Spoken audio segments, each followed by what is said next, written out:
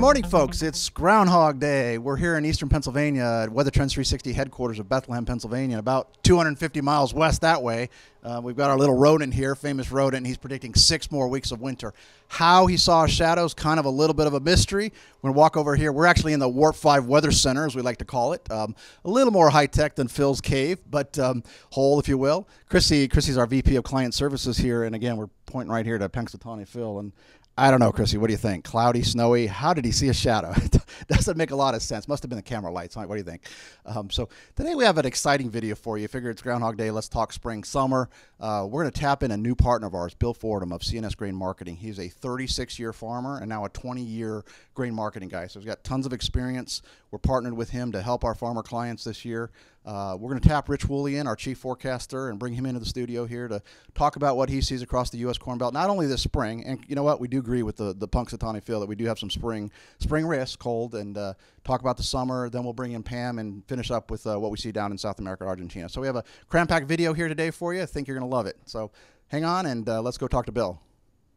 Well, good morning, folks. Again, as we mentioned earlier, we're really excited to announce a new partnership here with Bill Fordham of CNS Grain Marketing. We've been working with Bill now for a better part of a year. Come to love his reports that give some great grain marketing advice, and he's had some great experience with our weather information, so the partnership is kind of a match made in heaven. And so I'm going to turn it over to Bill and let him talk about his background and what all we're offering free to our customers here for the next 30 days. Good morning. My name is William C. Fordham from Ohio, Illinois, which is in Bureau County, about 110 miles southwest of Chicago. In June of 1998, I started CNS Grain Market Consulting. C stands for corn and carrying, S stands for soybeans and serving. I produce several reports weekly, biweekly, and monthly. They all are designed to assist producers in making better informed marketing decisions. I use fundamental analysis and technical analysis to the best of my ability, always wanting to be a blessing and provide helpful information that will help producers sell in the top half of the annual price range. Since I was a farmer for 36 years, every mistake any farmer has ever made in marketing, I've been there and done that. I understand. And that sets me apart from most grain market analysts because of the fact that I farmed for myself for so many years. Well, and again, another reason why I love this, because you're not really, I know you're close to Chicago, but you're not one of those Chicago guys in a stuffed suit. So appreciate the experience, and again, greatly appreciate your time here today, Bill. So thank you very much. Thank you, Bill. Right, good afternoon. This is Richard Woolley, Chief Meteorologist here at Weather Trends. Hey, let's go to the big board here. We're going to take a look at a pretty neat feature on the Weather Trends 360 website. Here we're looking at overall average temperature by day for the next several weeks, actually next several months, all the way out through the middle of May of 2017. Blue bars indicate below normal days. Red bars indicate above normal days. You can see back here in December that cold snap we had before Christmas, really cold weather in there. We had a bit of a warm-up right around the holidays, and again, another cold snap in early January. Now, again, this is for the Corn Belt. You got different regions up here you can select for your either location or the greater Corn Belt, state, all kinds of choices and variations there you can go by. In addition to that, we can also look forward in time. So just taking a look at where we've been now. So lately, it's been fairly mild here at the end of January. Going into the beginning of February, we got another little bit of a cold snap right now on top of us right now. That's going to moderate as we go into next week. But look at this as we go out into late February, into March. We get into April. Look at this here toward the end of April. This is April 16th, tax day, or the day after tax day. We got a good span of cold weather right here in the Corn Belt in mid to late April. Got to watch out for that. I know a lot of guys are out planting in April. That becomes a situation. If you get any kind of early germination, it might get nipped a little bit in some areas, so just be careful. We got another little cold snap here late on the map here. This is actually early May, but another little cold snap there the week before Mother's Day. So just keep that in mind. We don't have a warm forecast for the spring of 2017. Going ahead, let's take a look at precipitation. Obviously, last year we had some wet weather in places early in the spring. This spring, this is March 1st through May 31st. This is precipitation versus normal. We're looking at fairly dry conditions throughout most of the Midwestern United States, all the way from Texas to the Western Great Lakes, including most of the Corn Belt. What does a dry spring mean in March, April, May? Well, let's pop that ahead one more map here and take a look at what that does to temperature in the summertime. This is summertime temperatures. This is the average from June through August. You can see overall that dry ground of the Midwest sets the stage for warm temperatures in the summer. So again, another hot summer across the Midwest. That's going to add to some crop stress and some interesting factors we'll talk about here in a little bit. Captain Kirk here with Rich Woolley, and just real quick, thought we'd do a recap of last summer. Again, we, as many obviously know, we talked about a really hot, dry summer, and certainly we had that throughout the Great Lakes Northeast and the Southeast. But interesting discussion we had here with the hundreds of our local farmers here in Eastern PA that we had the hottest summer on record here, going back 120 plus years, the most 90-degree days on record, over 40 of them, and the driest conditions in 19 years. Yet farmers still managed to pull out 134 bushel per acre yield. What that speaks to, again, in previous years, just going back 5 years, 10, 15 years ago, there were complete crop losses under less extreme weather conditions. So this really speaks to the advancement of hybrids. Again, they're certainly doing their jobs, and obviously the ability then to, greater, seed planting per acre is certainly, in part why we had higher yields, even here in Pennsylvania, where again, we had some of the most extreme conditions we've had ever. So again, little wetter in Illinois than we thought this past summer.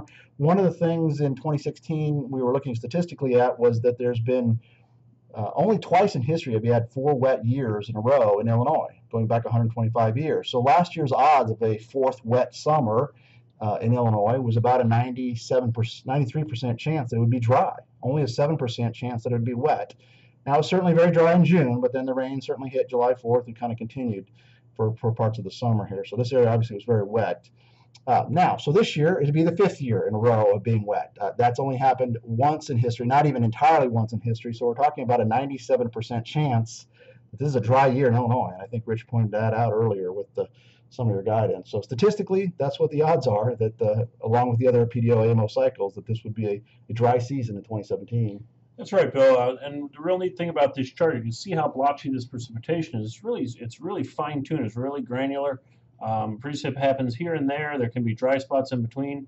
And one of the things we're working on now in 2017 here at Weather Trends is we're actually upgrading some of our precipitation display capabilities, where we're going from what we used to be able to do, this is a previous map, to something that we're working on going into the future here in 2017. It's not quite ready yet, but should be rolled out in another few weeks to a month.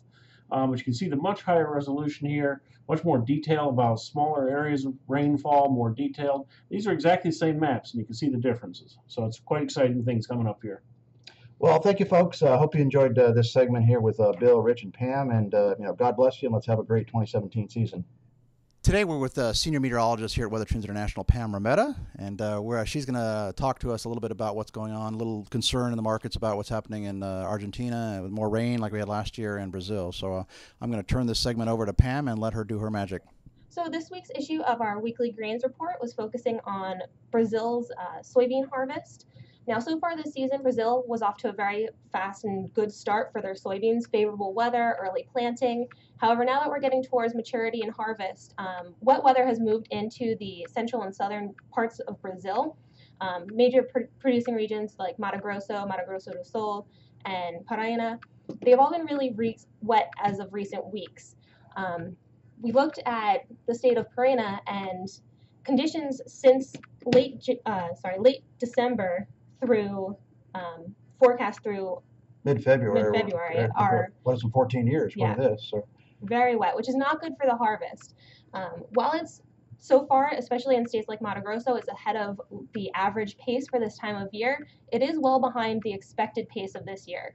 Soybeans were planted very early due to favorable conditions, and they're just being delayed, and mature soybeans are just sitting in fields with cloudy, rainy conditions, and they're starting to see some damage. Sorry to interrupt, Pam, but that's exactly what happened last year, right? So last year we had all this rain, and during the harvest, which harvest down in Argentina obviously is February, March, April timeframe. So again, kind of a similar scenario. Although right now, at least in Paraíba, it's a little bit worse. We may dry out a little bit here, but again, pretty wet. And I know if we drill into you mentioned this is specifically Argentina. Again. Yes, down in Argentina, they've been very wet as well. Again, a favorable start to the season, but just like we saw last year, heavy rains moved in late in 2016 and in early 2017. Right in that core growing region, northern Buenos Aires, Cordoba, Santa Fe, right in here. You see that green bullseye, right? That's the core soybean region down in Argentina. So their soybeans, again, they're having planting issues. They're not able to replant damaged crops because it's past their ideal window. And any of the early maturing soybeans are just sitting in fields. There's definitely some risk for the safrinha corn. Definitely not as risky as we saw last year with the hot and dry conditions for the pollination of the safrinha corn. But as the soybean harvest gets delayed further, that just pushes planting of the safrinha corn further as well, and more into the time frame where rainfall is less prominent in those parts of Brazil. So bottom line, it sounds like the big takeaway here is that yes, we're going to have some near term next weeks and couple months where there could be some news coming out of this region that would lead to some upward movement in the markets. This is definitely not the holy grail of perfect weather by any means. Nope. Probably not the worst as we had last year by any means, but so at least in the next month or two, certainly something to watch down here. So Pam, thank you for your time today, and good report. Thank you.